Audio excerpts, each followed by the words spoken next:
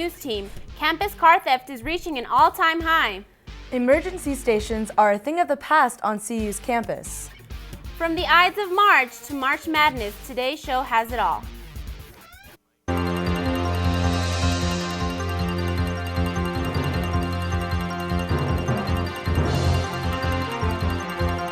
From the Roser Atlas Center and the College of Media, Communication, and Information at the University of Colorado Boulder, this is NewsTeam Boulder.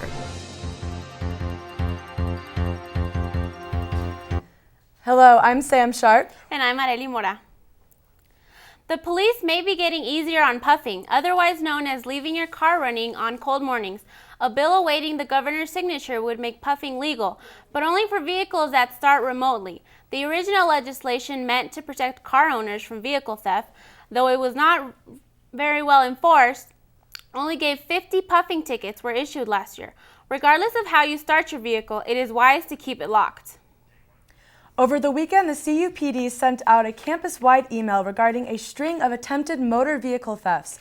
NewsTeam's Bryce Rudnick has the story. The CUPD is investigating 3 separate incidents that occurred in CU parking lot 623 and 618, located in the Williams Village area over the past 6 weeks. We may have other people that are doing this type of activity on campus, but the fact that it's located in one specific area and it happens so closely together, we do believe it is the same people. One vehicle was stolen from a parking lot near the Bear Creek Apartments and recovered in Denver the next day, while another had a window smashed in and the ignition tampered with. I'm all the way out here in lot 623, and as you can see, it's more than a stone's throw away from WILLVILLE. It's not just those in WILLVILLE that are targets. In 2015, there were 123 vehicle thefts reported in the city of Boulder. This month, CU student Shelby Koff's car was stolen from her house on the hill. We looked outside and my car wasn't there. So I was just like maybe I parked it on the street. So then I came out here and looked on the street and it wasn't there either. Koff was home when an unknown man walked through her front door at 7 a.m. and rubbed her sleeping roommate's back before making a getaway in her white Subaru. Tracking a car is easier to find someone, so we're hoping that he'll be found and we're fine to stay at our house now that we have our doors locked all the time and stuff, and we're all here, so it's okay. Locked doors are key, and the CUPD says there are other things you can do to prevent car theft. Try to park in an area that's well lit, and then just be diligent about the car and make sure that you check on it from time to time. The CUPD have stepped up overnight patrol at Williams Village and say the key to theft prevention is awareness. Bryce Rudnick, NewsTeam Boulder.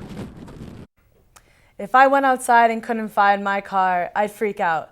Anyone with information about these crimes should contact CU Police at 303-492-6666.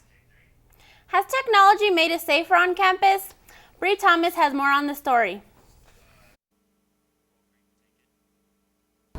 With the emergency stations being removed from campus, getting a hold of the police is just a touch away. In case you haven't noticed, CU has gotten rid of most of its campus-wide panic buttons. CU officials made the decision when it became apparent that no one was using them for their intended purposes. They were used as pranks. They were used for non-life-threatening things like lockouts or people that were intoxicated, things that today people use 911 for and use their cell phone. The local police, as well as the CU student government, have chipped in to purchase a mobile app, Lifeline Response. The app has 2 different functions, one being a thumbprint-activated panic button, which automatically dials CU Police Department when released. The second feature is a time-activated warning device. If you don't deactivate the timer within the set time frame, it will alert the local police. Downloading a simple app can save your life. Bree Thomas, NewsTeam Boulder. Thanks, Bree. We'll all be sure to download the app right after the show. Help on your taxes. Find out if you're qualified for free tax assistance. Volunteer Income Tax Assistance, or better known as VITA, is here to help with your taxes. If your household income is less than $54,000, then come to the CU Business School, where every Wednesday and Sunday, IRS-certified volunteers will help prep your taxes for you.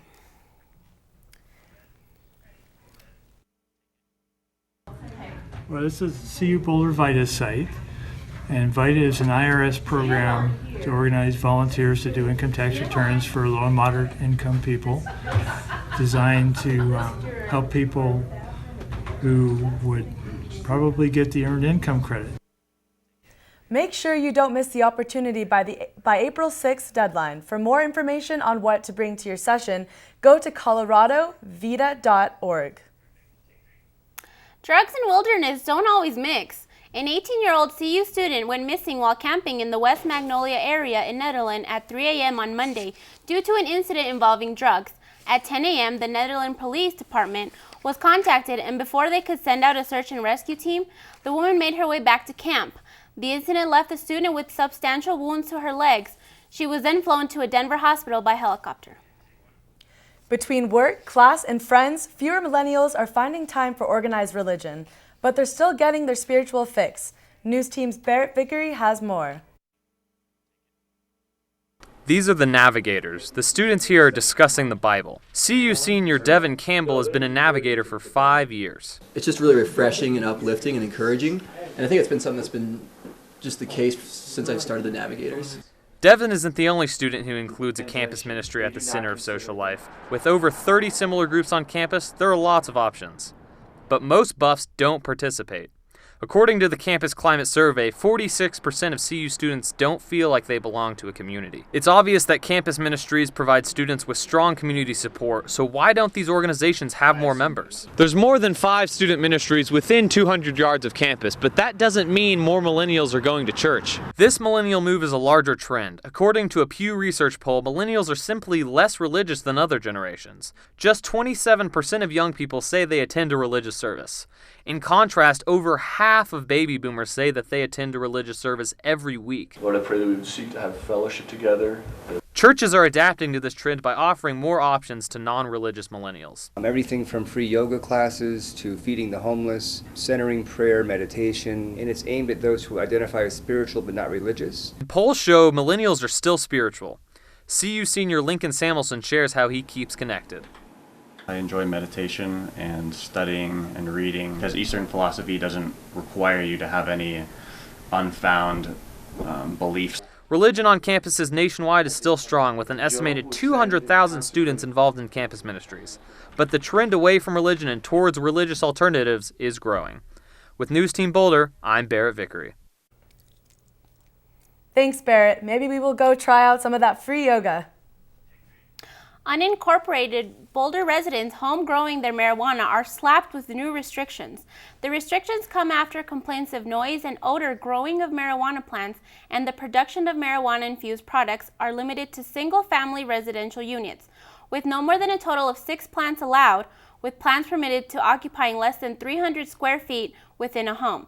The proposed code also prohibits growing and production in apartment units, and plants must be grown by and for the individuals living in the residential unit. After the break, we catch up with an important day in politics. And the University of Colorado has plans of purchasing a new building. This and more after the break.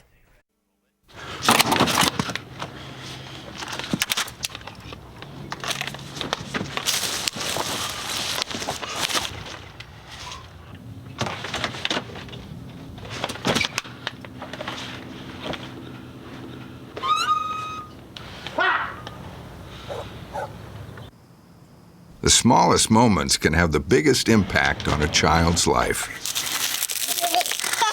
Take time to be a dad today.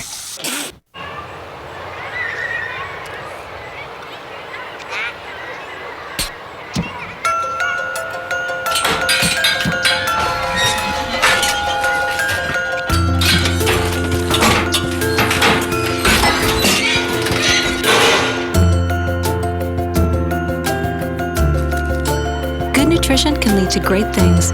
Find out how a healthy lifestyle can help your child succeed.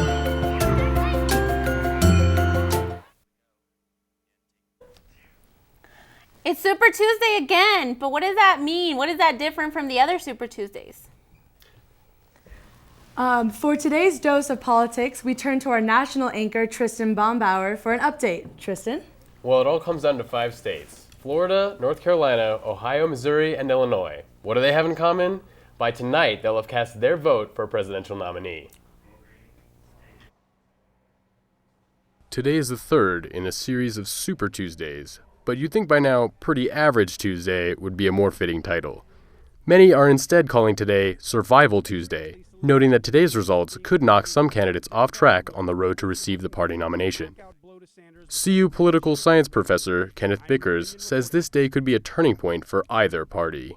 This is going to be one of the biggest days in terms of deciding who's going to be the nominee of really both of the parties. On the Republican side, because it's winner take all in two of the states, Florida and Ohio. On the Democratic side, if Bernie Sanders can hold several of the states where he's been up in the polls, he's going to be able to keep that campaign alive a lot longer.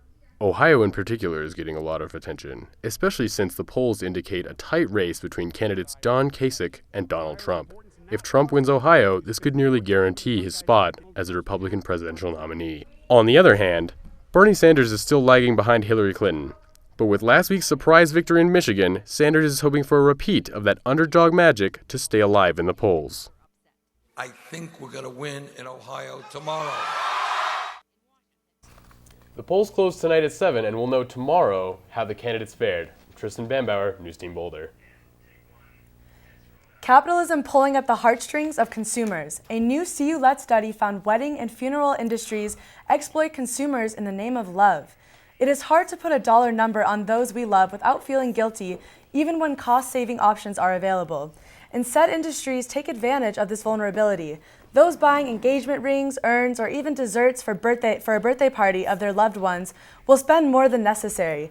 Lead author of the study, Peter McGraw, exclaims, "The loss of savings can really add up and put people in compromising financial situations." The NFL Executive Vice President for Health and Safety, Jeff Miller, addresses a link between football-related head trauma and the brain disease, chronic traumatic encephalopathy, or CTE, on Monday during congressional meetings. Miller said that the doctor's research proved that certainly, yes, there is a connection. Miller declined any further remarks after the session. Currently, CTE can only be detected in people once they have died. Scientists are desperately trying to find a diagnosis for living people. University of Colorado Boulder could be getting a new building. Across the street from the University Memorial Center is the University Hills Elementary School. Through a partnership between CU and Boulder Valley School District, CU could potentially buy the elementary school. The purchase would be positive for both parties.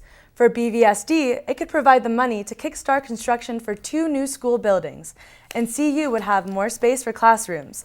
Chancellor Philip DiStefano is certainly buzzing about the possibilities, saying, "I would like to do something unique and innovative. It is just going to take us some time to talk to see what we can come up with. I'm very excited about the process."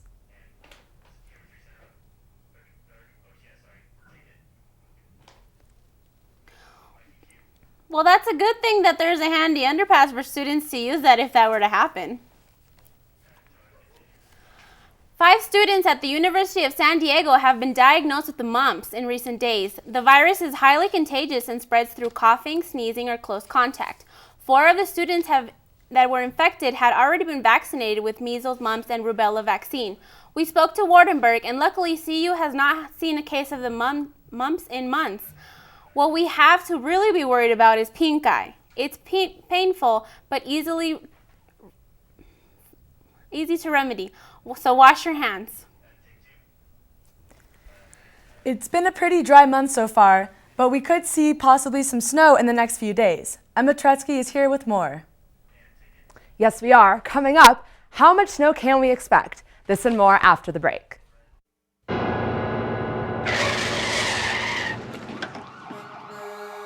The truck slipped. It began to slide. Then no memory. Later, silence, heavy wind, cold rain. We were not seriously injured. We unbuckled our seatbelts, squeezed through this crushed window space, then crawled and walked away from this rollover accident. Buckle up for life. You're so lost. No, I am not, man. Dude, I dropped my phone. Oh, the road! Guys! Whoa! Okay. How would would you like to save your life from an ugly or reckless driving death? Don't answer yet. There's more. Act now by slowing down, and we'll guarantee you complete satisfaction. That's awesome! In the real world, there is no spokesperson to prevent reckless driving. There's only you. Speak up. Whoa, Andy, slow down. Hi guys, let's start by taking a look at the weather here in Boulder. It's a bit cooler today than it has been in the past few days. It will be partly cloudy today with a high of 47, a low of 31, and no chance of rain.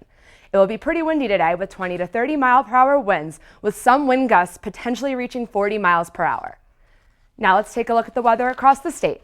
In Denver, a high of 51 degrees, and up in Fort Collins, 49 degrees. Down in Colorado Springs, a bit warmer with a high of 52. And moving into the mountains, a high of 36 in Aspen, and out in Grand Junction, a high of 51. Now let's take a look at the weather across the nation, starting on the East Coast, 55 degrees in New York, 65 in DC, and down in Miami, 87 degrees. Moving to the Midwest, it's warming up a bit, 62 degrees in Chicago, and down in Dallas, 85 degrees. Moving even further west, 71 degrees up in LA, and up in San Francisco, 63 degrees.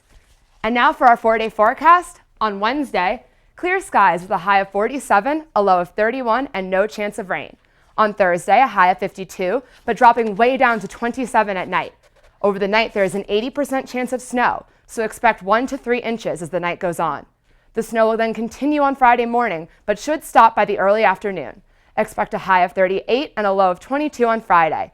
And finally, on Saturday, clear skies. Expect a high of 43 and a low of 31 with no chance of rain or snow. Well, March is generally the snowiest month here in Boulder, with an average snowfall of about 17.5 inches. However, this year, it's looking like it's going to be a pretty snowless March.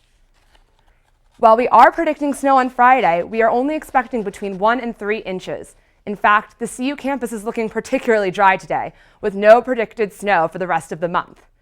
This month could be the least snowy March in the past 10 years. So where is the snow? The lack of snow could potentially be related to the strong El Niño year. While Boulder did experience record-breaking snowfall on February 1st this year, we have seen minimal snowfall since, which has led to incredibly dry conditions.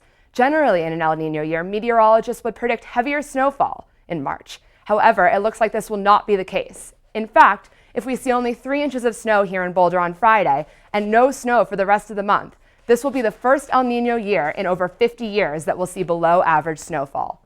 But maybe if we're lucky, the weather here in Boulder will surprise us with a third snow day at the end of the month. That's all for weather today. Back to you guys at the desk. So coming up on sports, Andrew Hobner is going to help us fill out our brackets for March Madness. Yeah, I need help with mine, Andrew.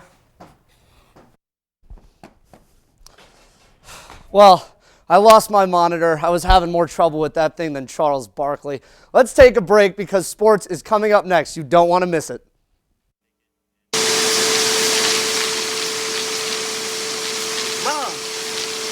Mom! What? You can't find Ichabod. What?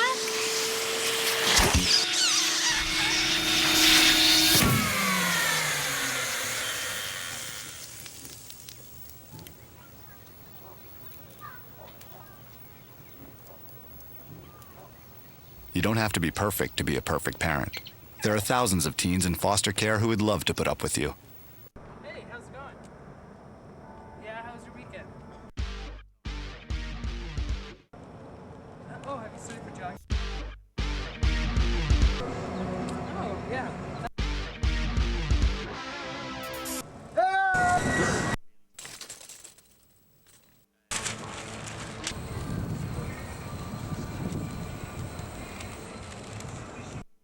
Pay attention. It matters. Well, now that the Pac-12 tournament is over, it's time to go dancing, and I don't mean, dabbing on them folks. At head coach Tab Boyle's house, in full view of select media members, the Colorado Buffaloes watch their name picked as the 8th seed in the western region of the NCAA tournament. They'll meet American Athletic Conference champion UConn and head coach Kevin Ollie, who is 6-0 in tournament games in his career. While they'll tell you how happy they are just to be in the tournament, a source close to the program tells me that the players feel disrespected with the 8th seed and will enter Thursday with a chip on their shoulder. The 8-9 matchup should be good between Colorado and UConn, but what about the rest of the bracket? Well, if you watched the 2-hour debacle that was the CBS selection show, it was terrible. you know how hard it is to pick a bracket. You can sit there thinking which team to pick and are always looking for which upsets are going to happen to find out that there were plenty of upsets, but you picked all of the wrong ones, which is the story of my life. And from students to analysts, everyone struggles with getting it just right.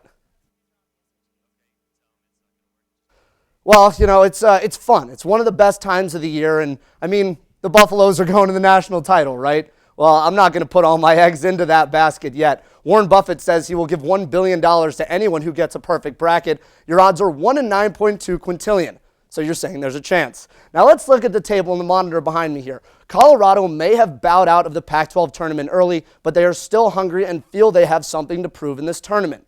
You look at UConn, on the other hand. They're riding a hot streak here, winning 8 of their last 10, and they're really good in the tournament. Kevin Ollie has only had 1 year in tournament play, but he's won all 6 games, that from their championship season in 2014. But don't let that scare you. The Buffaloes are battle-tested in a tough Pac-12 and can walk away from the second round with a win. That's your first pick by Hobbs. We'll give you full bracket predictions on Thursday this time. And, you know, while the Buffaloes are gearing up for the NCAA tournament, they might be one of the only teams to have 2 head coaches on the floor. But don't worry, Tad Boyle has not been fired. I'm talking about assistant coach Rodney Billups, who joined the University of Denver as their newest head coach. Billups has been a part of the CU staff since 2010, first as director of basketball operations and next as an assistant coach. Once a player at DU, he's ranked 3rd all-time on the assist list and 7th in steals. Billups will still be around for the Buffaloes tournament trip, finishing out his Colorado career at the Big Dance. Well, speaking of sports that are ascending in popularity, this one is climbing as fast as can be. It's rock climbing. Duh. According to Climbing Business Journal, indoor rock climbing grew by 10% last year and is expected to rise in popularity this time around. There are gyms with facilities scattered throughout Boulder, like this one at the Boulder Rock Club. There's climbing walls here at CU's Rec Center as well, so people who do it say it's a great way to exercise. It gets them to the gym. I wouldn't know because I don't go to the gym. I'm also not much of a rock climber, but I love kickball. I mean, love it. I'm not very good, but one sorority is, and they're using their kickball talents for a great cause. Our own Lizzie Vogel has more.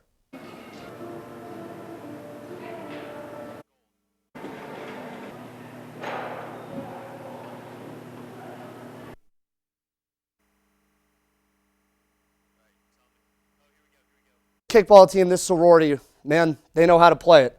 Our own Lizzie Vogel is going.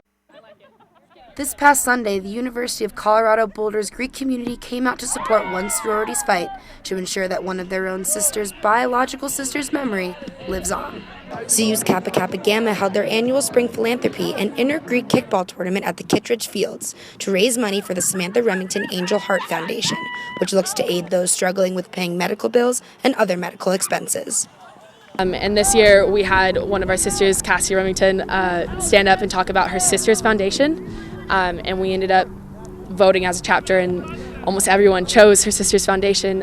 And then less than 2 weeks after we chose it, her sister actually ended up passing away. Samantha Fernandez is Kappa's philanthropy chair and worked endless hours on setting up the event, from creating the brackets, supplying the food, and even refereeing some of the matches herself. However, it takes more than one woman to make a difference. It'll take maybe a whole Greek community, and maybe even a few turf burns to create an impact. The entire Kappa Kappa Gamma sorority came out dressed in their customized t-shirts and signs in hand supporting all of the sororities and fraternities participating, and of course, their sister Sammy, who passed away on February 27th. She was an unbelievably happy person, and so we wanted this just to be the most fun event that we could possibly have. In light of the tragedy, participants enjoyed the day and playing a favorite childhood game, while also knowing they can contribute to something bigger than themselves, and furthermore, supporting the Greek community. I'm in DG, so it's really important to come out and support other sororities and their philanthropies for their cause. While some were deemed as champions, everyone enjoyed a beautiful day celebrating and remembering the life of quite the competitor herself.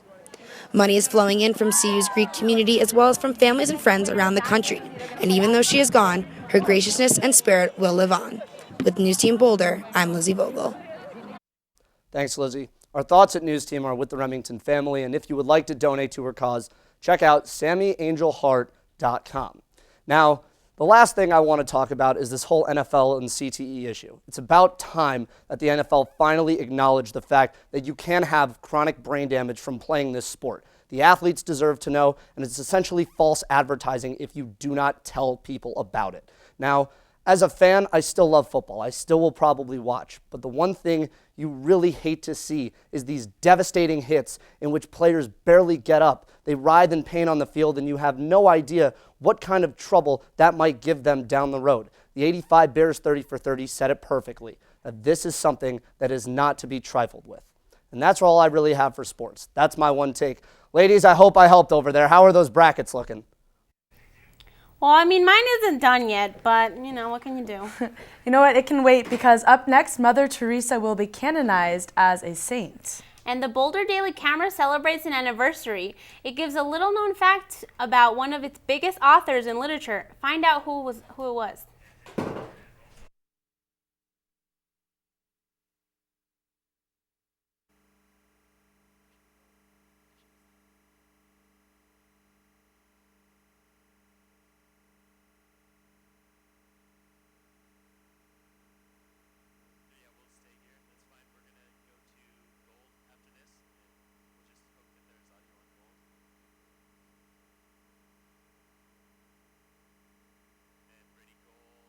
Twinkle, twinkle, little star, how I wanna know what you are.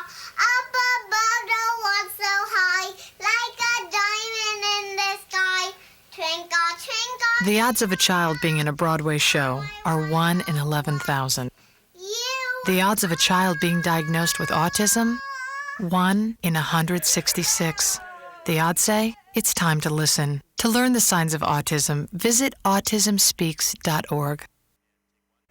Basketball isn't the only thing that makes the tournament mad. The amount of money the tournament brings in comes up just short of the Super Bowl's totals. This event always heats up the argument that student athletes should be paid.